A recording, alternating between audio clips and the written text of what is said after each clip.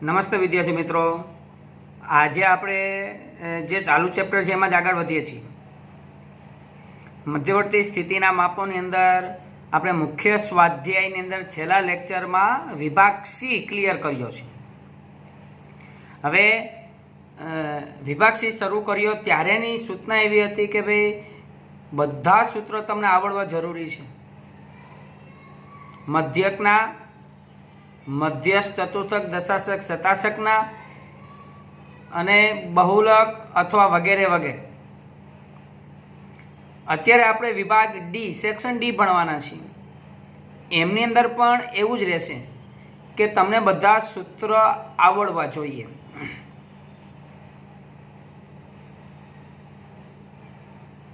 આપ નિરાતે ભણો છો, મને હોમવર્ક પણ આવે છે. હજી ઘણા બધાનું ક્યારેક ક્યારેક બાકી રહી જાય છે, બીજા ત્રીજા દિવસે આવે છે. મુખ્ય વિષય તરીકે તમારે ખૂબ જ ધીરજ રાખવાની જરૂરિયાત છે. કદાચ એવું પણ બને કે સાહેબ આ દાખલો નથી સમજાતો, પછી કંટાળીને સોલ્વ ના કરે અને મૂકી દે. એક દાખલો ના સમજાય, બે દાખલા ના સમજાય, કોઈ એકાદું સૂત્ર ના સમજાય, તો અત્યારે તમારે કોઈ ચિંતા કરવાની જરૂરિયાત નથી. સ્કૂલ બંધ છે. જ્યારે આપણે સામે સામે આવશું ક્લાસની અંદર, ત્યારે તમારા બધા જ પ્રશ્નોનું સોલ્યુશન થઈ જશે. ખૂબ જ ધીરજ રાખવાની જરૂરિયાત છે. અને ઘણા બધા વિદ્યાર્થીઓ એવા છે કે સાહેબ મજા આવે છે, ભણવાની મજા આવે છે, કારણ કે આવી રીતના ક્યારેય ભણ્યા નથી અને ભવિષ્યની બહુ ખબર નહીં કેટલો સમય ભણવાનો, અને ભવિષ્યમાં મોબાઈલમાં જ ભણવું એ પણ ઘણું બધું અઘરું કદાચ બની રહે. પણ અત્યારે તો તમે મોબાઈલમાં રહીને જ ભણો છો અને એમાં જ તમારે આનંદ ઉઠાવવો પડશે. તો આપ ખાસ ધ્યાન રાખો, બરાબર છે? તો અત્યારે આપણે વિભાગ ડી એ શરૂ કરવા માટે જઈ રહ્યા છીએ. તો એના માટે એવું લાગે તો તમારી પાસે જો કોઈ સૂત્રનું પેજ હોય એ સામે રાખવું. જ્યારે હું રકમ શરૂ કરીશ તમારી પાસે ટેક્સ્ટ બુક પણ સામે રાખવાની, તમારે કેલ્સી પણ પાસે જ રાખવાનું, કે હું લાઈવમાં કોઈ પ્રશ્ન પૂછું તો તમે લાઈવ ચેટ દ્વારા મને ડાયરેક્ટલી જવાબ આપી શકો. એટલે એ પણ ટેવ તમારે પાડવી પડશે, બરાબર? ચાલો આપણે સેક્શન ડી સ્ટાર્ટ કરીએ.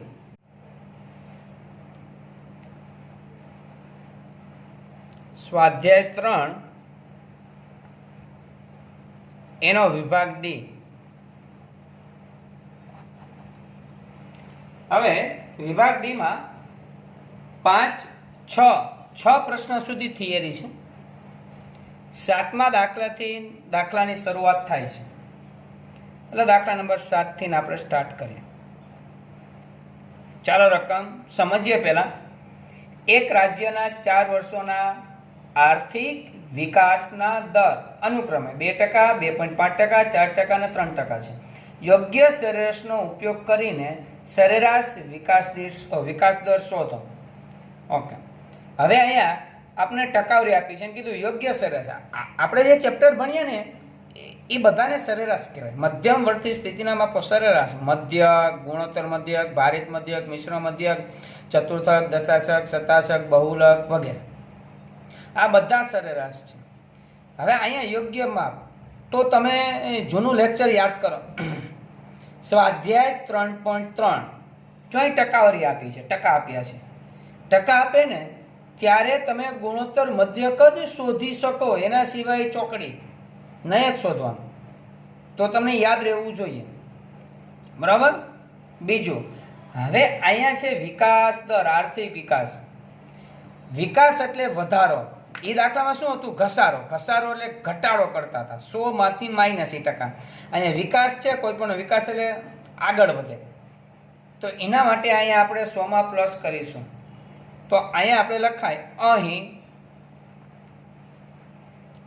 x1 બરાબર 100 પ્લસ કેટલા ટકાનો વધારો છે? 2.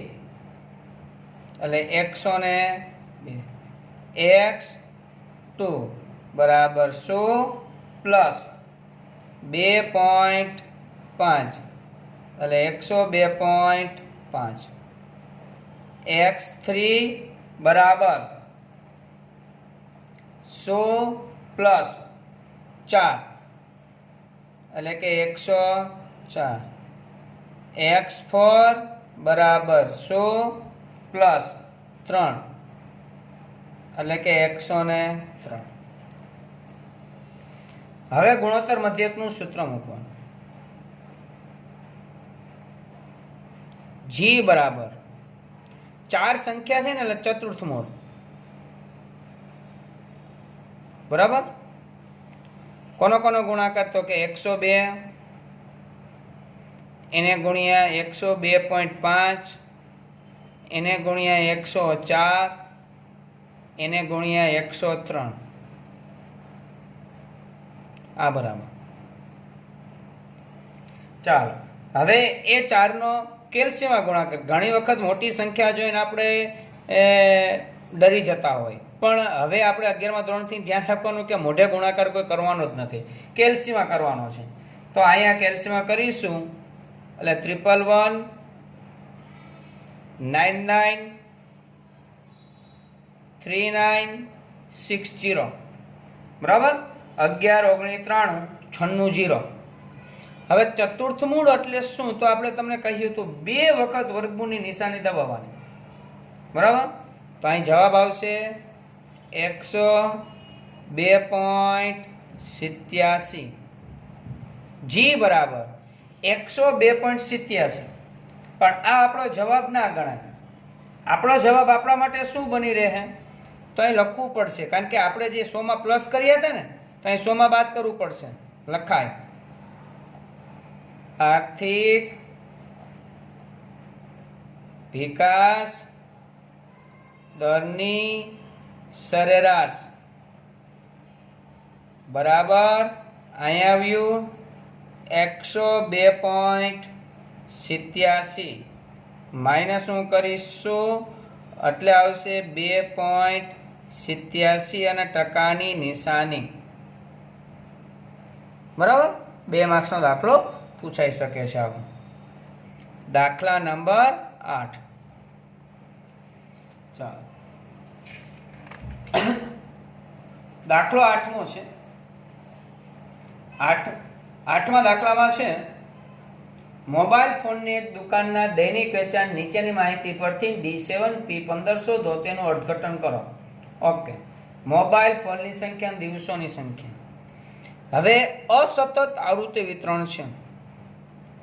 પેલા ખાનાને x અને બીજાને f. પેલા આ બે લખીએ આપણે 4 6 7 8 10 અને 12. દિવસોની સંખ્યા f માં 3 9 15 23 8 અને 2 બરાબર. હવે મારે જોવાનું D7 અને P15 શોધવું હોય તો કોષ્ટકમાં શેની જરૂરિયાત પડે તો ફક્ત CF ના ખાનાની જરૂરિયાત ઊભી થશે.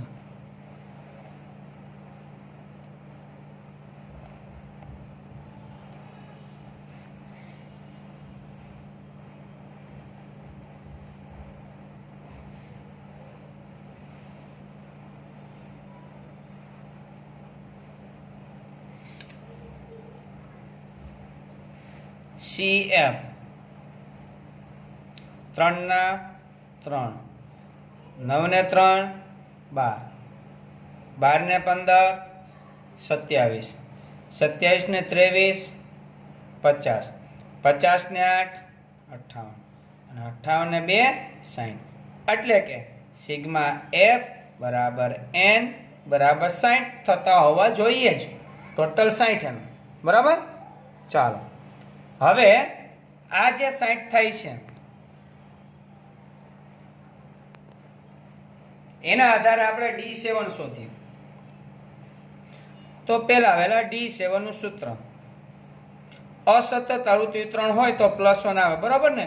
n+1. ડી એટલે દશાંશ, છેદમાં કેટલા મૂકવાના વિદ્યાર્થી મિત્રો? 10. હવે D7 તો અહીંયા આગળ કેટલા આવશે? 7. લખવું પડે અહીંયા હું અવલોકન, બરાબર? ચાલો, આ 7. n બરાબર કેટલા છે અહીંયા? 60 +1 છેદમાં 10 હું અવલોકન. 60 ને 61, એને ગુણ્યા 7, એને ભાગ્યા 10, એટલે થશે 42.7.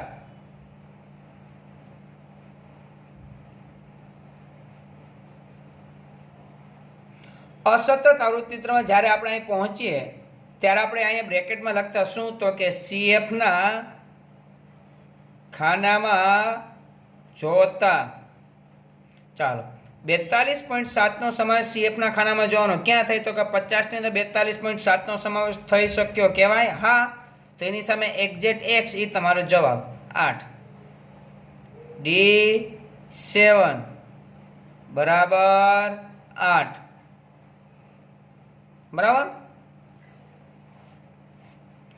એમાં બીજું શોધવાનું કીધું છે આપણે P15.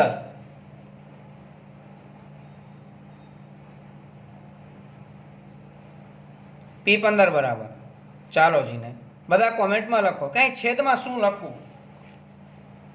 લાઈવ ચેટની અંદર લખો, મને જવાબ આપો કે અહીં છેદમાં કેટલું લખવું? P15 શોધો ને આને આગળ કેટલા લખવું? સૂત્ર શું થાય? ટૂંકમાં અહીંયા છેદમાં કેટલા લખવા એ પહેલા મને કહો. ઓકે, 100. અને આગળ કેટલા આવશે એ લખો. 15, બરાબર.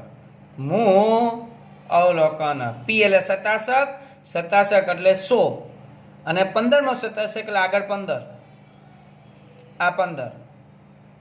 હવે n+1, n કેટલા છે? તો કે 60 +1 છેદમાં 100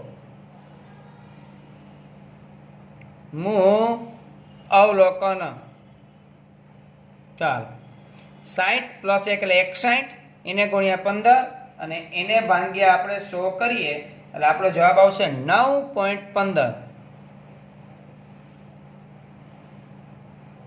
હું અવલોકન. 9.15 માં અવલોકન એટલે બ્રેકેટમાં લખીએ આપણે CF ના ખાનામાં જોતા. 9.15 માં અવલોકનનો સમાવેશ શેમાં થયો? કે 12 ની અંદર થઈ જાય કે ન થઈ જાય?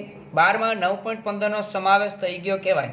તો એની સામે x એટલે 6 છે, તો તમારો જવાબ 6 એટલે કે P15 બરાબર 6.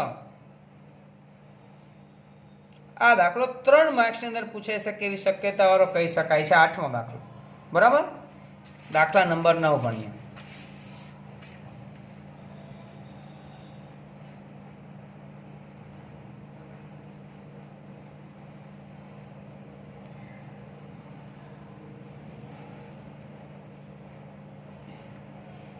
આની રકમ આપણે ખાસ સમજવી પડશે. એક પરફ્યુમ ઉત્પાદકના મશીનથી ભરેલ બોટલમાં પરફ્યુમના જથ્થાનો મધ્યક 29.6 મિલી અને 30.4 મિલીની વચ્ચે હોવો જોઈએ. પરફ્યુમની બોટલ હશે. પહેલાના જમાનામાં બહુ વપરાય, હવે તો સ્પ્રે અત્યારે આવી ગયા, પરફ્યુમનું બહુ ઓછું થઈ ગયું છે.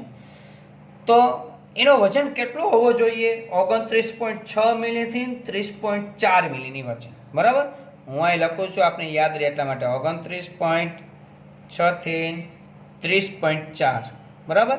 આટલો હોવો જોઈએ જે કાંઈ મશીનથી પરફ્યુમ ભરે છે એમાં, બરાબર? તો હવે એ જે મશીનથી પરફ્યુમ ભરાય છે એનો વજન આની વચ્ચે હોવો જોઈએ. હવે નીચે કીધું છે તપાસ માટે લીધેલ 7 બોટલ, એટલો વજન છે કે નહીં? 7 બોટલ પરફ્યુમનો જથ્થો નીચે પ્રમાણે છો કે શું આ મશીન યોગ્ય રીતે કામ કરે છે? હવે અહીંયા છે ને મધ્યક કીધો, જથ્થાનો મધ્યક આની વચ્ચે હોવો જોઈએ. તો તમને આડકતરી રીતે કીધું છે કે ભાઈ તમે મધ્યક શોધો એમ. તો અહીંયા હું લખીશ મધ્યક એટલે કે x બાર. x બાર બરાબર સિગ્મા x અપોન m. એટલે કે અવલોકન 7 જે આપ્યા છે ને એનો સરવાળો 30.2 plus 28.9 plus 29.2 plus 30.1 plus 29.4 plus 31.3 plus 31.4.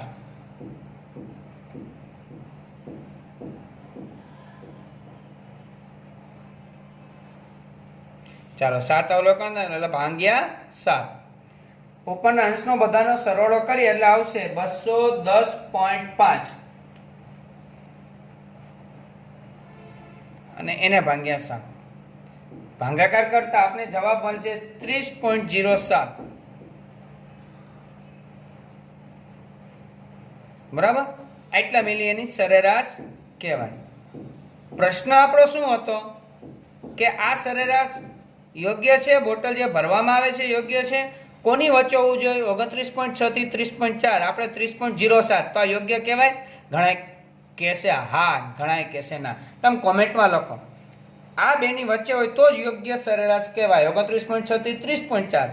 મારે બોટલની અંદર સરેરાશ ભરાય છે 30.07. યસ યા નો? ઓકે, જો હવે આપણે ફાઇનલ જવાબ આપીએ. બધાએ પોતપોતાની રીતે જવાબ આપવાનો પ્રયત્ન કર્યો છે. ઘણાઈને પોઈન્ટ પછીની રકમ ખબર હોતી નથી. બરાબર, હવે આપણે એક પ્રશ્ન સાઈડમાં પૂછીએ છીએ, એમાં બધા મને આન્સર આપજો. હું 4 ઓપ્શન લખું છું, A, B, C અને D. તમારે મને ABCD માંથી કઈ સંખ્યા મોટી છે મને કહેવાનું છે. બરાબર, હું અહીં લખું છું મારી રીતે 42.8, 42.28, 42.39 અને 42.3. ઓકે, હવે આમાંથી મોટું કોણ? બરાબર, 4 સંખ્યામાંથી તમે મને ABCD ઓપ્શન આપો. તમને જે આન્સર લાગતો હોય મોટી સંખ્યા 4 માંથી કઈ છે? ફટાફટ જવાબ આવવા જોઈએ. ઓકે, ઘણા બધા જુદા જુદા આપે. જોજો ખાસ, હવે તમે ખાસ ચેક કરજો પોઈન્ટ પછીનો નિયમ. અત્યાર સુધી આપણે ભણ્યા છીએ કેમ કોઈ વિષય આપને ફાવતો નથી. કારણ છે આપણો પાયો ફંડામેન્ટલ ઘણી વખત કાચો રહી જાય છે. જોઈએ આપણે પોઈન્ટ પછી એક આંકડો, પોઈન્ટ પછી 2, પોઈન્ટ પછી 2, પોઈન્ટ પછી. તો અહીંયા 2 છે ને તો અહીં 2 આંકડા કરવા જ પડે. નો હોય હું મૂકવાનું 0, નો હોય હું મૂકવાનું 0. હવે તમે જોવો છો ક્યું મોટું દેખાય છે? દેખાય છે એ આ 80 છે, 28, 39, 30 તો મોટી સંખ્યા કહેવાય ને. 80 આપણે પેલા 8 જ લાગતી હતી, એને લાગે એના કરતા 28 મોટી છે. 42.8 એટલે શું? જો આમ હોત ને 42.08 તો એ ખાલી 8 કહેવાય. આ તો 8 એટલે 80 સમજવું. 5 એટલે એના પછી હજી મીંડું તમે ગમે એટલા મૂકી શકો. તો અહીં જેટલા મીંડા એટલે મૂકી શકો તમે. પોઈન્ટ પછી બધાના સરખા આંકડા કરવાના, પછી જોવાનું નાનું કોણ મોટું કોણ.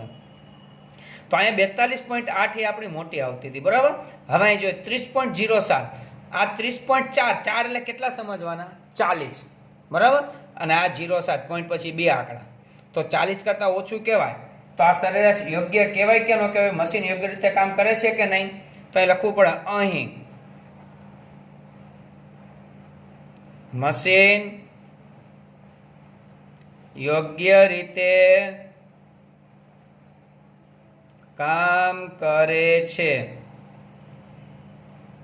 દાખલા નંબર 10. એક વર્ગના 34 છોકરાઓ મળેલા ગુણનો મધ્યક કેટલો કીધો છે? 57 છે. તે વર્ગના બધા 60 વિદ્યાર્થીના ગુણનો મધ્યક 59 છે. તો છોકરીઓના ગુણનો મધ્યક શોધો. કોઈ એજ્યુકેશન સ્કૂલ હશે અને ત્યાં છોકરા છોકરી એક જ ક્લાસમાં હશે. હવે એમાં છોકરાઓની સંખ્યા તમને કીધી છે, એને n1 કહી આપો. n1 બરાબર 34. તો આની ઉપરથી છોકરોની સંખ્યા નક્કી થઈ જ જાય, કારણ કે જો તમને એવું કીધું છે કે તે વર્ગના બધા 60 વિદ્યાર્થીઓના, આ 34 હોય તો અહીં શું હોય, 60 માઇનસ 34, તો કેટલા વિદ્યાર્થી થશે, 26 થાય, બરાબર. 30 માઇનસ 34, 30, 40, 50 ને 60. રેડી. હવે જે આ 34 છોકરા છે એના ગુણનો મધ્યક x બાર 1 બરાબર તમને આપી દીધો છે 57. પછી કીધું છે 60 વિદ્યાર્થીના ગુણો, 60 ને 60 નો 59. હવે એ તમને 60 ને 60 નો આપી દીધો કે એને શું કહેવાય, x બાર c. મિશ્ર મધ્યક તમને 59 આપી દીધો છે. બેનો ભેગો કરીને જે મધ્યક આપે એને શું કહેવાય, મિશ્ર મધ્યક. છોકરાનો ગુણનો મધ્યક, છોકરીનો ગુણનો મધ્યક, બેનો ભેગો લગ. તો છોકરીઓના ગુણનો મધ્યક કેટલો કે લે, x બાર 2. ખ્યાલ આવે છે શું શોધવાનું છે? છોકરા છે, છોકરી છે, બેના ગુણનો મધ્યક ભેગો આપી દીધો છે, તો મિશ્ર મધ્યક ગણો. સૂત્ર x બાર c નું મૂકવાનું, મળશે તમને x બાર 2. x બાર c બરાબર n1 x બાર 1 પ્લસ n2 x બાર 2 છેદમાં n1 પ્લસ n2. બરાબર. ચાલો, મિશ્ર મધ્યક કેટલો આપી દીધો છે, 59. n1 કેટલું છે, 34. x બાર 1 કેટલું છે, 57. n2 26. x બાર 2 નથી આપ્યું, એની તો માથાકૂટ છે, આપણે આપી દીધો તો ક્યાં પ્રશ્ન જ હતો આપણે કાંઈ. n1 n2 એટલે કે 34 પ્લસ 26. ચાલો, આ 59. 34 ને 26 60. 60 છેદમાં અંશમાં લઈ લો, ગુણાકારમાં આવી જાય અહીંયા 60. 34 ગુણ્યા 57.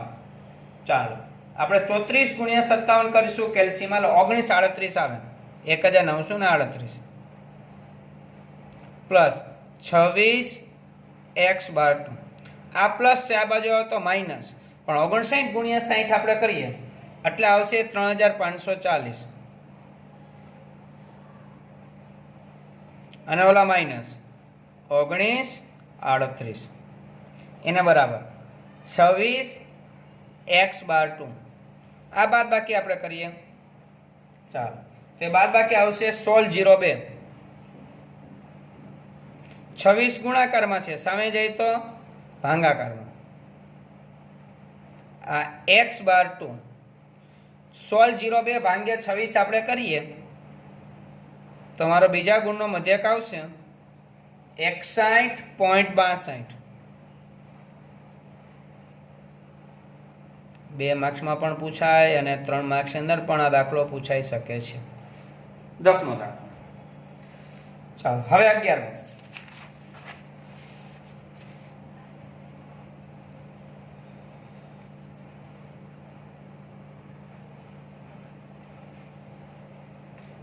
દાખલાની રકમ છે, એક માહિતીમાં 50 અવલોકનોના મધ્યકની કિંમત 35 હતી. ઓકે, 50 અવલોકન n કહી દઈએ આપણે, આ 50 ની મધ્યકની કિંમત x બાર બરાબર તમને કીધી છે 35.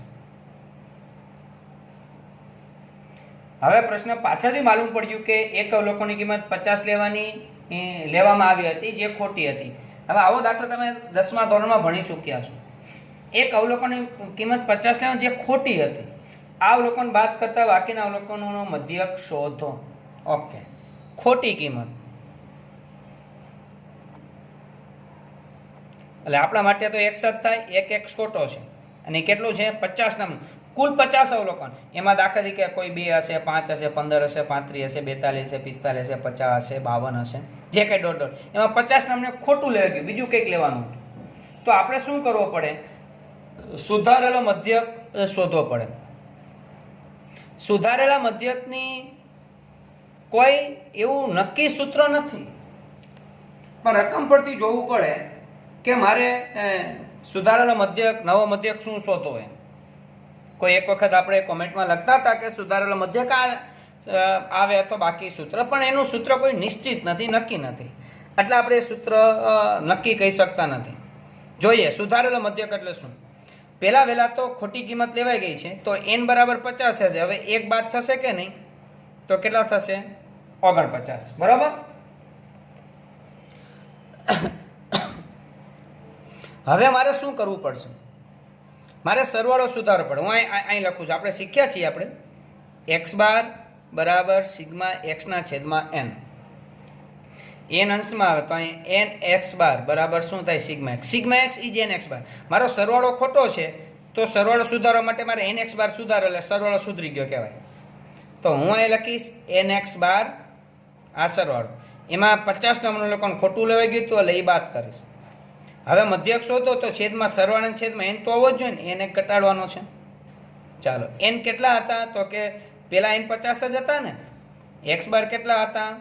35 હતા, -50. આ n એટલે 50 અને -1. ઓકે, 50 ગુણ્યા 35 એટલે 1750 અને -50. 50 - 1 એટલે 49. 1750 - 50 એટલે કેટલા થશે? 1700 અને એને ભાગ્યા 49. 1700 ભાગ્યા 49 આપણે કરીએ એટલે 34.69 આવશે. 34.69 સુધારેલો મધ્યક. બરાબર. દાખલા નંબર 12.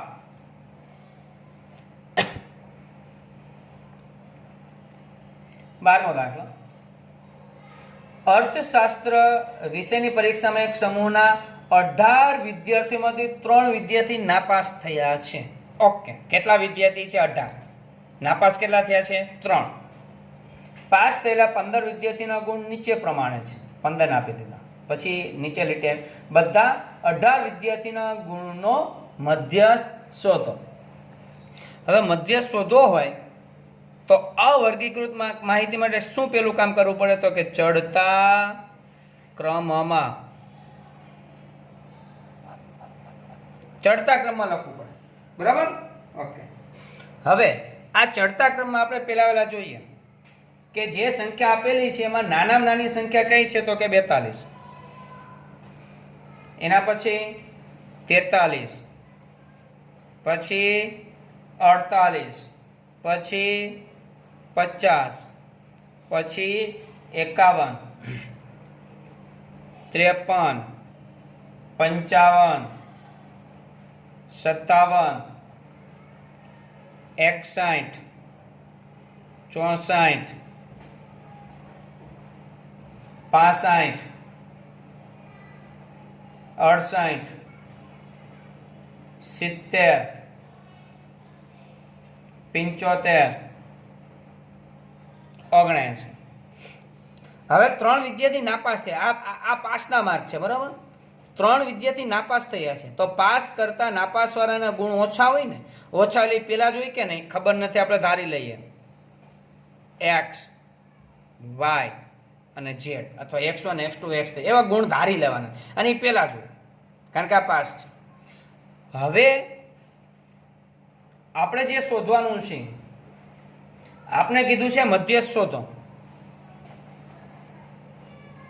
મધ્યસ્થનું સૂત્ર n+1/2 હું અવલોકન.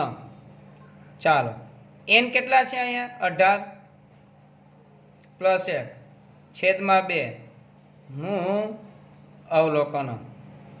18 ને 19 એને ભાગ્યા 2.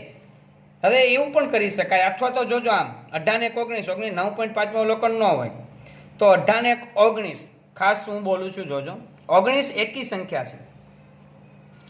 તો 19 એકી સંખ્યા હોવાથી 19 એ કઈ બે ક્રમિક સંખ્યાઓનો સરવાળો થાય?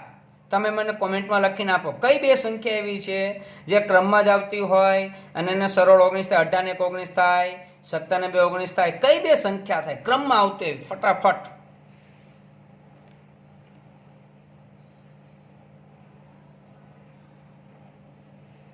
અચ્છા, ઘણા બધા કહે છે. તો અહીંયા આવશે 19 એટલે ક્રમમાં આવતી એવી 9મું અવલોકન અને 10મું અવલોકન છેદમાં 2. જો 9 ને 10 19 ક્રમમાં કહેવાય ને, અને સરળ 19 થાય.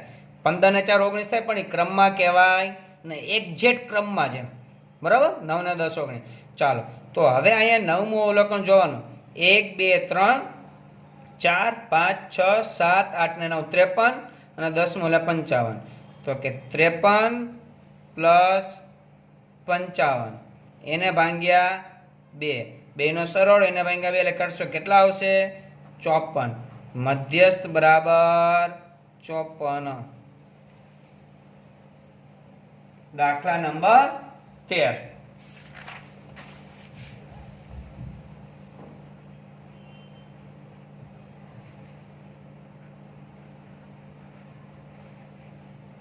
એક કંપનીના દૈનિક વેચાણનો મધ્યક 126.2 છે. ઓકે, એક્સ બાર બરાબર 126.2 છે. એક નવી જાહેરાત નીતિ અપનાવ્યા બાદ 10 દિવસના વેચાણના આંકડા નીચે પ્રમાણે છે. બરાબર? જાહેરાત નીતિ અપનાવ્યા બાદ 10 દિવસના આંકડા તમને આપી દીધા છે. અહીંયા n બરાબર 10. પછી આપેલા શું નવી જાહેરાત નીતિથી વેચાણનો મધ્યક વધ્યો છે તેમ કહેવાય? એવો પ્રશ્ન કીધો છે.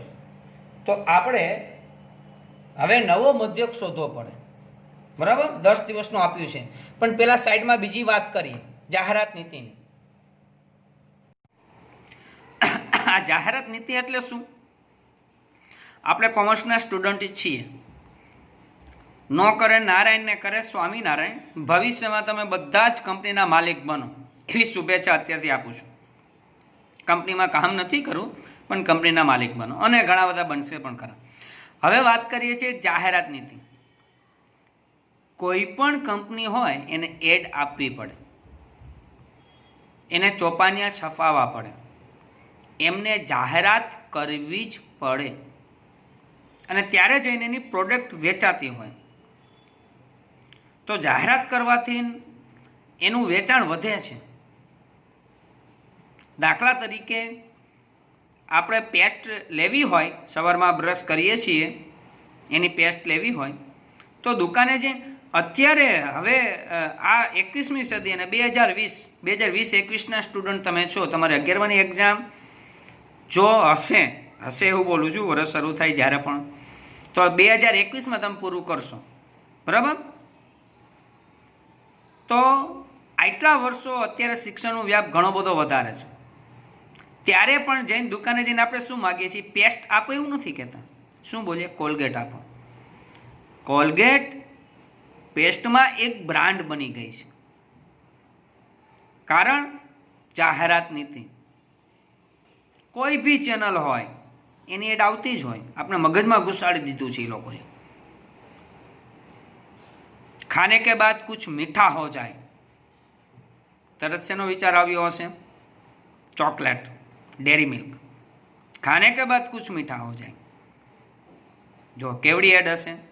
ડર કે આગે જીત હે, તરત આપણે મગજમાં ફિટ થઈ જાય. Mountain Dew. આ બધી જે એડ છે આપણા મગજમાં ઘૂસી ગઈ છે. એનું કારણ છે જાહેરાત. તો જાહેરાતથી હંમેશા આપણું માર્કેટિંગ થાય છે. આપણી કંપનીની પ્રોડક્ટ વેચાતી હોય છે, અને વધારે વેચાતી હોય છે. તમે ભવિષ્યમાં કોઈ પણ ધંધો કરશો, નાનો મોટો, તમારે જાહેરાત કરવી પડશે. હા, આ જે બધી નવી ખાલી સામાન્ય દુકાન ખુલે છે એનું ઉદ્ઘાટન કરે, ખબર છે? એ ઉદ્ઘાટન એટલે શું? એમાં તો દુકાનવાળાને તો ખર્ચો જ છે ને. આમ તો 5-50,000 બગડે છે. બધા નાસ્તો પાણી કરાવવાનો છે, પણ એવું શા માટે કરે છે? એ એક પ્રકારની જાહેરાત છે. તે ઉદ્ઘાટનને કારણે વ્યક્તિઓ ત્યાં આવશે, જોશે દુકાન શું વેચે છે, કઈ રીતની દુકાન છે, ક્યાં દુકાન છે. ભાઈ ભવિષ્યમાં કાંઈ પણ વસ્તુ લેવી હોય તો એના 10-15-20% ખાલી ગ્રાહક મળી રહે ને તોય ઘણું છે. તો ઉદ્ઘાટન એક જાહેરાત છે. 3 સાથે 2 વસ્તુ લે એક સાથે 1 વસ્તુ ફ્રી એટલે 3 વસ્તુ થઈ જાય. તો એ શું છે? ગ્રાહકને આકર્ષવાની એક જાહેરાત છે. જાહેરાત નીતિથી હંમેશા વેચાણ વધતું હોય છે. હા, એનો મતલબ એવો નથી કે જ્યાં 5,000ની જાહેરાતની જરૂરિયાત છે ત્યાં તમે લાખ રૂપિયાની જાહેરાત કરો તો કાંઈ અતિ વેચાણ વધી ના જાય. તો બધા એવું જ કરે ને. જ્યાં લાખની જાહેરાતની જરૂરિયાત હોય ત્યાં તમે 50 લાખની જાહેરાત કરો તો તમારું અનેક ગણું વેચાણ ના થઈ જાય. એની પણ એક લિમિટ છે અને એનાથી પણ એક સંતોષ આપણે માનવો પડે છે. તો જાહેરાત નીતિથી વેચાણ વધતું હોય છે. તો આપેલા દાખલામાં આપણે જોવાનું છે કે જાહેરાત નીતિથી વેચાણ વધે છે એ આપણે જોઈએ મધ્યકની ગણતરી દ્વારા. ચાલો લખીએ અહીંયા કે x બાર બરાબર સિગ્મા x અપોન n. બરાબર. તો સિગ્મા x અપોન n બધાનો સરવાળો 156 125 પ્લસ 162 પ્લસ 153 પ્લસ 130 124 127 142 149 અને 121. હવે આ કેટલા અંક છે એને n કહેવાય. 1 2 3 4 5 6 7 8 9 10 એટલે કે છેદમાં 10. આ બધાનો સરવાળો 1389. એને ભાગ્યા 10 કરીએ તો 138.9. હવે આપણે શરૂ કરવાનું થશે સેક્શન ઈ સેક્શન. આજે આપણે અહીંયા સેક્શન ડી એ પૂરો કર્યો. હવે સેક્શન ઈ અને એફ ગણવાના છે, જે પરીક્ષામાં 4 થી 5 માર્ક્સના દાખલા પૂછાય છે. 2 સેક્શન છે ઈ અને એફ.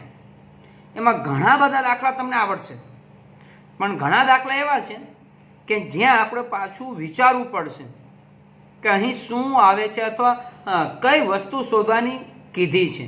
એના માટે આપણે મગજ લડાવવું પડશે. તો એના માટે આપણે નેક્સ્ટ લેક્ચરની રાહ જોશું. નેક્સ્ટ વિડીયોની અંદર આપણે સેક્શન ઈ ભણીશું. તો ત્યાં સુધી બધા જ વિદ્યાર્થી મિત્રોને જય સ્વામિનારાયણ.